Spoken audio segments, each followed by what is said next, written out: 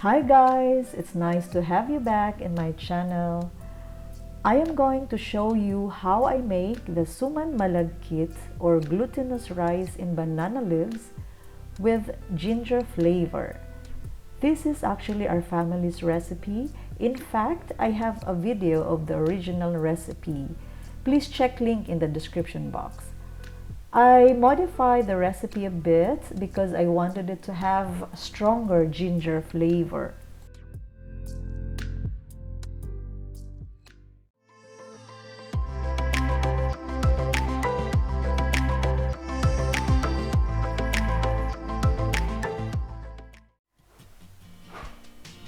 So we start with the glutinous rice.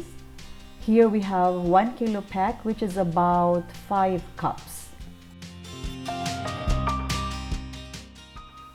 We rinse the rice first and then soak for at least 2 hours.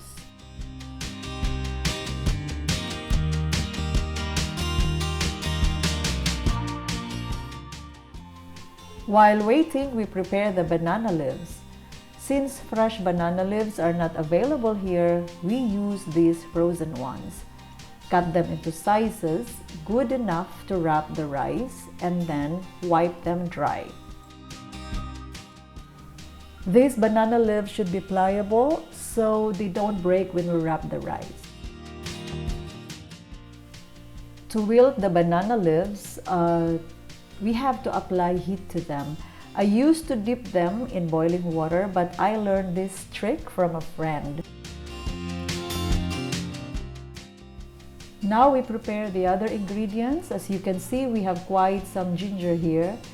We grate some and the others cut into slices. Then we squeeze the juice from the grated ginger.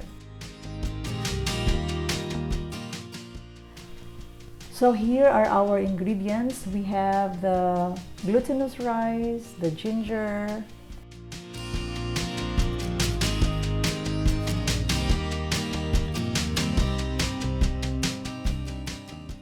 three cans of coconut milk, 20 tablespoons of sugar, 1 tablespoon of salt, and the wilted banana leaves. And last but not the least, the steamer, of course, we need it.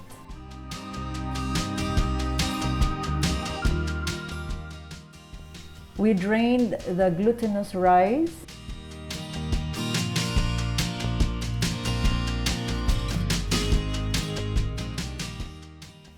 And here we put the 5 cups of coconut milk.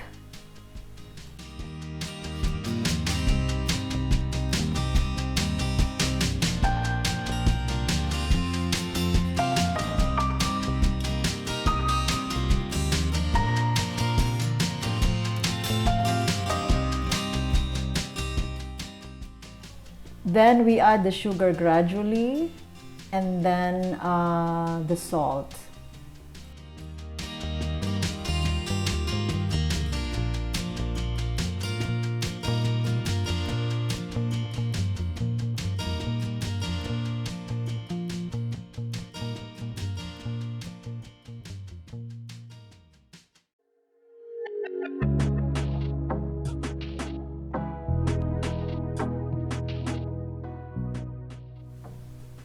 Here is the juice of the grated ginger.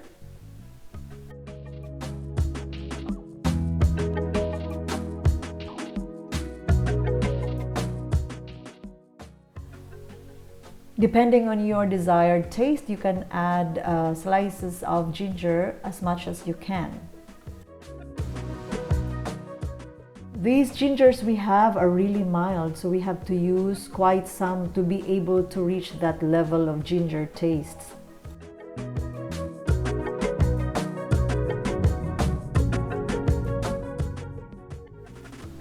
The coconut milk is now boiling, so we are ready to add the glutinous rice.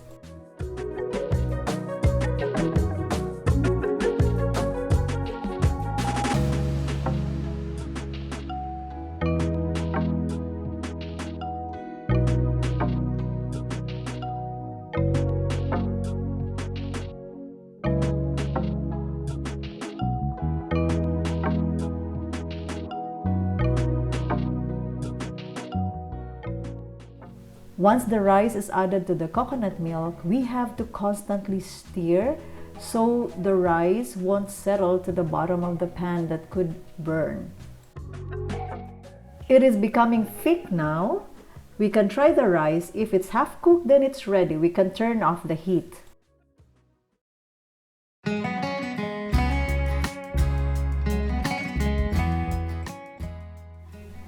We are going to wrap the rice in banana leaves.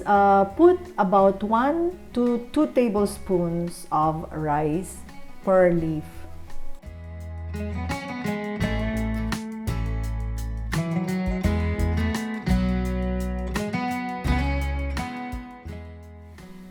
We have to see to it that the banana leaf is quite tight, and then we fold both ends, and that's it.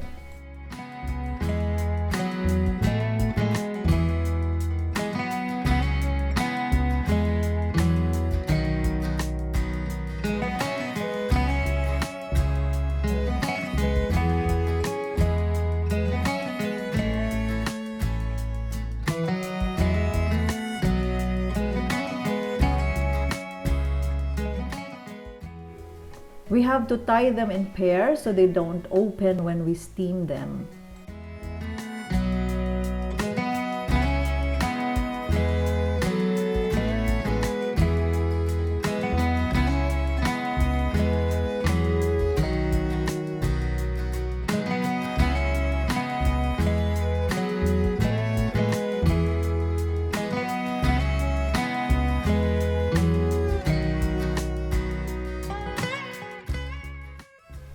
So now we're going to arrange them in the steamer. I think we can fit them in 2 layers. Actually, there were some extra rice because we have quite some leaves which were not good and we cannot use them. The length of the leaves were also different, hence the uneven sizes of our suman. We are going to steam this for 1 hour.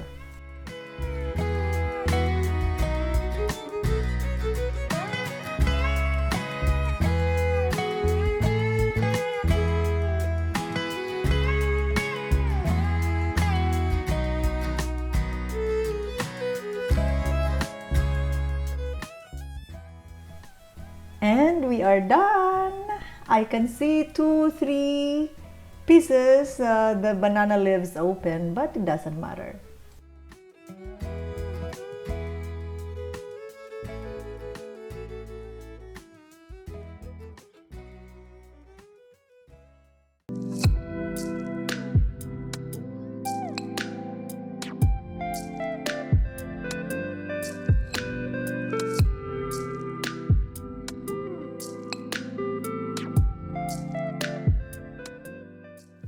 Guys, thank you so much for watching. I'm looking forward to sharing with you very soon another interesting and nice video.